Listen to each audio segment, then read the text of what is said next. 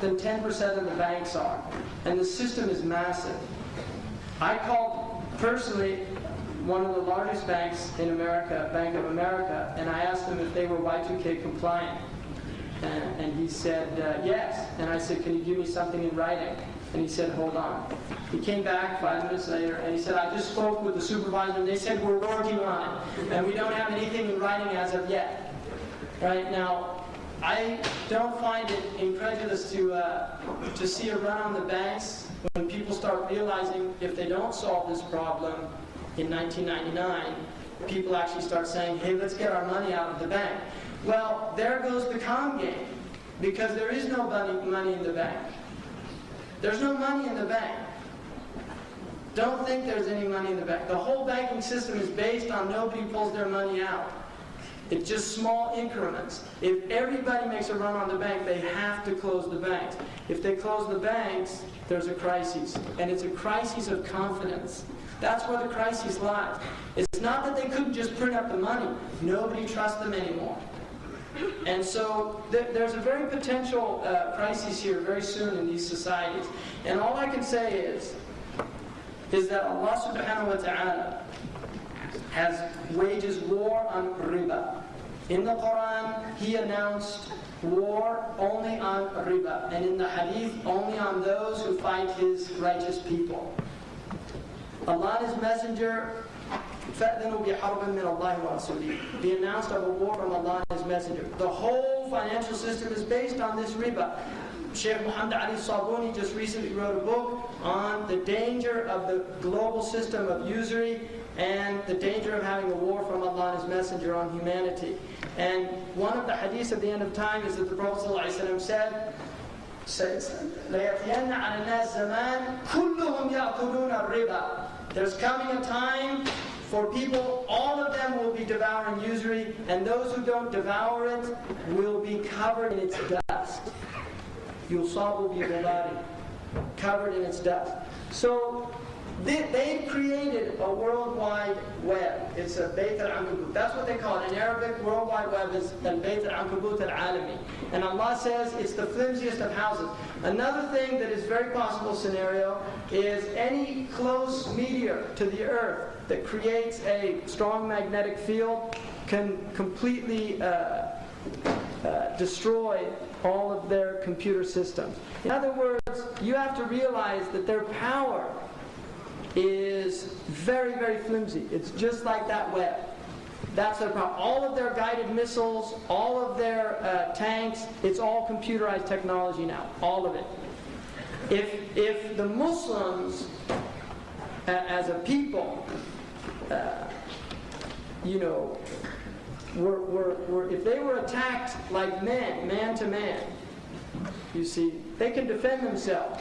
It's only when you bomb them with neutron bombs and fire bombs from the sky, which is interesting because in the Christian text, it says one of the signs that the Antichrist has is that he can throw fire down from the sky on anyone who goes against him. So next one. This is just good advertisement. This is what they want. Control everything, everywhere. Right? That's it, right there. And do it through all these, this World Wide Web system. Next one. World Wide Web. They see it themselves. Next one. There's a hadith in the end of time. كُلُّهُمْ ذِئَابٌ وَالَّذِي لَيْسَ بِذِئْبٍ تَأْكُلُهُ الذِّئَابُ. There's coming a time when all of them are wolves, and the one who's not a wolf is eaten by the wolves. And it's just interesting that this is an advertisement in which they're literally encouraging you to behave like a wolf, to make a killing in sales. I mean, these are their metaphors. There's no shame. That this is how you do trading. And if you study the trading of the Europeans and the Americans, they have always traded by imposing. You see, Commander Perry of the Americans opened up Japan and forced them to buy American goods. The Opium Wars from this country, they went with gunboats and forced the Chinese to buy their opium that they were producing. Forced them by gunboat. Gunboat diplomacy, this is how they do things. Next one.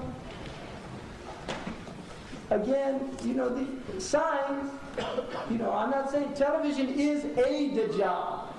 I don't think it's the Dajjal, but it is a Dajjal. And it's a very brilliant one because, next one. Now this is just an artist rendition of Europe coming of, when they finally get their act together. Again, signs, artists, seeing things. Next one. I'm not. There's something goes with that, but I decided not to. Next one. This is an interesting picture of great rhetorician Zaghloul Basha. He was the head of the Wafd party in Egypt. The point of this is that here you have, in the last century, the Muslims already beardless, you see, beardless, all with their ties, and now they still have the tarbush. They took off the turban, but the tarbush was still there. And this is what happened to the Ummah. The Prophet ﷺ said that تَبِعَنَّ سَنَنَ الَّذِينَ مِنْ قَبْلِكُمْ شِبْرًا بِشِبْرٍ ذِرَاعًا بِذِرَاعٍ حَتَّى لَوْ سَلَكُوا جَحْرَ ضَبٍّ لَسَلَكْتُمُوهُ. There's coming a time that you'll follow the ways of the Jews and the Christians by handspan, arm length by arm length, to the point where if they go down a lizard's hole, you will go down it too. Al-Iyad radiallahu anhu said that it means imitating their ways, their dress, the way they eat, the way they... And so this was the beginning of the loss of a Muslim identity and a desire to look like the conqueror. And this is something Albert Memmi in his book, The Colonizer and the Colonized, said, what happens to the colonized mentality is to be becomes to be like. In other words, we want to be like those who colonized us because they see in them a power, and they think that by imitating them they'll get that power. Next, commanding their parents, giving them orders, telling them what to do, which is a very common phenomenon you see now in grocery stores and things like that. Children literally dictating to their parents things, and also just gross rebellion against the parents.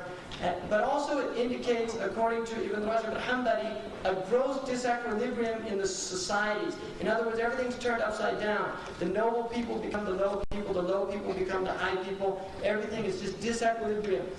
But then he said that you will see the Hufat al-Urrat, Ri'a al-Sha, yatatawaluna fil bunyan. And then in a riwayah, they asked him, who are these people? They're the naked, the destitute, the shepherds, and the camel herders will begin to build tall buildings. And they said, who were they? And he said, the Arabs. Now, this is Abu Dhabi in 1962. And this is the same exact location in 1970, this is 1966, and this is 1981. Same place. Now the point being, this was how Abu Dhabi was for centuries. And then suddenly, in our lifetime, you're seeing yatatawaluna fil bunyan. And I personally was in a car in the Emirates, and there was a building, there were stories being added onto it, an old building. And I said, what was happening there? And he said, so-and-so built a building, and then another sheikh came and built one taller than his, and he got mad, so he's adding layers onto it to make it taller than the other one. And yatatawaluna means to vie in making tall buildings. But another meaning of it in Ibn Manzur's Lisan al-Arab is to tear down and rebuild, again and again. And this you can see going on all over the world. There's constant, they build roads, then they're too